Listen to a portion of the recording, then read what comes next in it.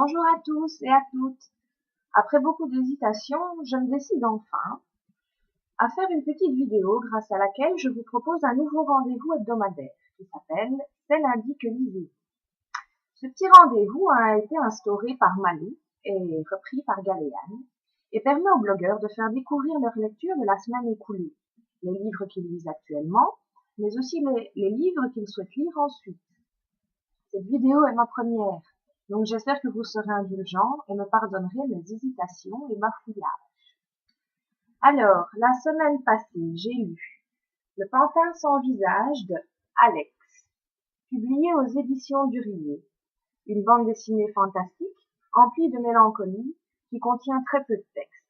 Mais les dessins sont tellement expressifs qu'ils se suffisent amplement à eux-mêmes. Alors, pour la petite histoire, c'est dans un monde où les habitants sont dépourvus de bouche et où les rêves sont interdits, un pantin sans visage prend vie grâce à la mort de son créateur.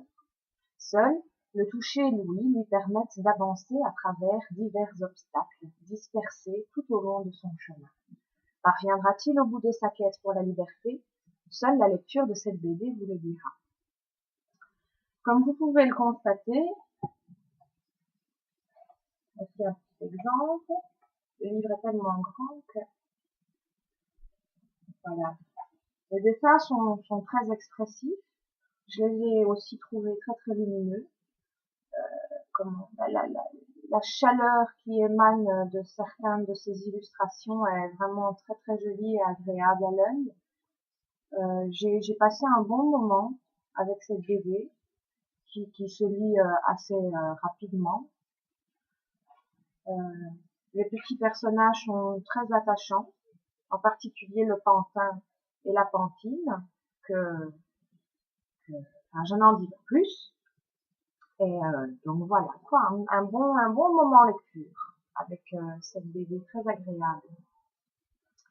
Alors, j'ai ensuite enchaîné avec un roman gracieusement offert par les éditions du Riez, excusez-moi de me retourner, voilà, qui s'appelle La loi du désert de Franck Ferry. Je l'ai terminé hier soir, donc c'est tout frais.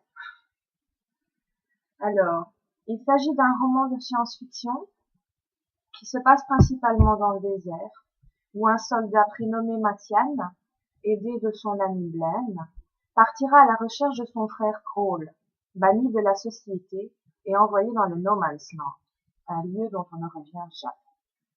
Nous suivons en alternance le périple de ces deux personnages forts en caractère. Leurs routes seront semées d'embûches et de blafards, personnages vivant sous terre combattus par l'armée. Finiront-ils par se retrouver? À nouveau, la lecture vous le dira.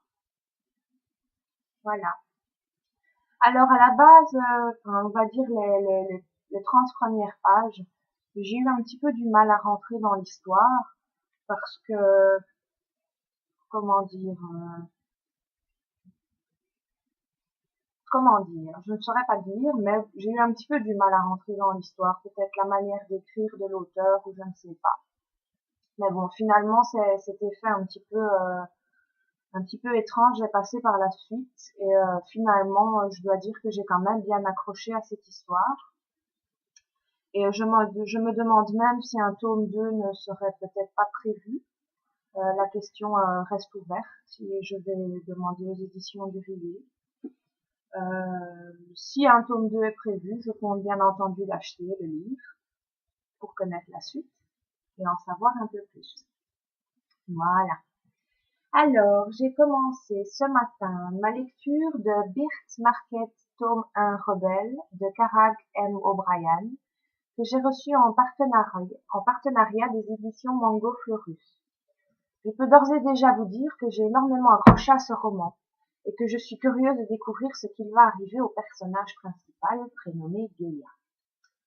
Alors, l'univers est très intéressant, ainsi que les personnages. Un début de lecture très sympathique. Ben, je ne sais pas encore en dire grand chose étant donné que je suis pas encore bien loin. Donc voilà.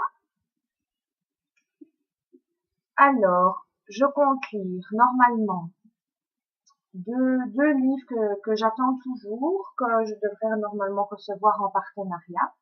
Il s'agit de Small Favor, édité à la Mansardine, que je vais recevoir grâce au site Banolio et à son masse critique auquel j'ai participé. Et La Force d'avancer, des éditions Les Nouveaux Auteurs, que je vais aussi recevoir en partenariat et que je suis très impatiente de trouver dans ma boîte aux lettres un matin. Voilà. Donc, sinon, de ma palle, je compte normalement lire, suivant les envies du moment, Intuition de Rachel Ward, édité aux éditions Michel Lafon, dont le résumé me tentait beaucoup et qui m'attend déjà depuis quelque temps dans ma bibliothèque. Donc on verra ce que ça va donner. Ainsi que L'Enfant des cimetières de Sir Cédric, dont j'ai entendu énormément d'avis positifs sur la blogosphère, et un auteur que j'ai très très envie de découvrir. Donc voilà. J'espère que cette première vidéo vous a plu et que je n'ai pas trop bafouillé et que mon accent belge ne vous aura pas trop dérangé. Donc, je vous dis à la prochaine et à très bientôt pour de nouvelles chroniques. Bye bye!